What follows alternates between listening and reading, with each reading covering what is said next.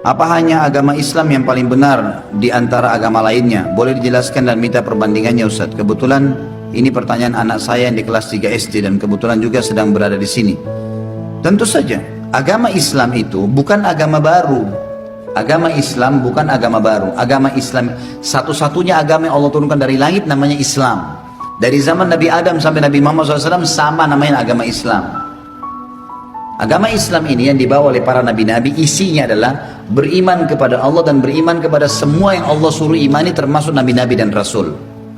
Waktu di zaman Nabi Musa alaihissalam, semua pengikut Nabi Musa dari Bani Israel yang beriman pada Allah, beriman pada Nabi Musa, beriman pada semua nabi sebelum Musa dan informasi yang nabi akan datang setelah Musa, Isa dan Nabi Muhammad SAW, dikatakan dia Muslim pada saat itu. Setelah datang Nabi Isa alaihissalam di lokasi dakwah yang sama, dan ini pernah saya jelaskan di Minhajul Muslim pada saat kita bahas masalah iman kepada Rasul-Rasul. Waktu Nabi Isa alaihissalam datang, maka semua dari Bani Israel wajib beriman pada Isa. Kalau mereka tidak mau, seperti kasus orang Yahudi. Orang Yahudi ini divonis oleh orang Nasrani kafir. Kenapa? Karena mereka mengaku beriman sama Allah tapi masih menolak Rasul yang datang setelah Musa. Sementara nggak bisa, harus beriman kepada semuanya, tidak terkecuali. Cuma memang dengan datangnya Nabi Isa, kita imani pada saat itu orang itu mengimani Nabi Isa alaihissalam, mengimani Nabi Musa, tapi Nabi Musa tidak lagi dipakai syariatnya.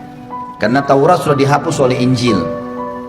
Semua pengikut Nabi Isa pada saat itu yang beriman pada Allah, beriman pada semua nabi-nabi yang disampaikan oleh Nabi Isa dan sebelumnya, dan juga datang setelahnya Nabi Muhammad SAW, dijelaskan dalam surah Shad, ya, dalam surah Safat kalau tidak salah, ya, yang menjelaskan Nabi Isa mengatakan, A'udzu billahi minasyaitonir rajim, wa idz qala Isa ibn Maryam ya bani Israil inni rasulullah ilaikum musaddiqan lima baina yadayya minat taurati wa mubasysyiran bi rasulin ya'ti min ba'di ismuhu Ahmad, al-ayat.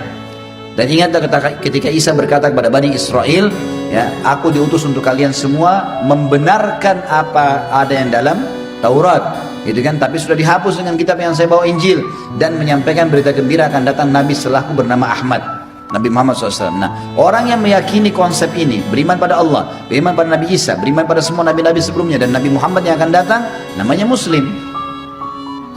Umat Islam sekarang yang datang, kenapa gelar Islam hanya diberikan kepada kita?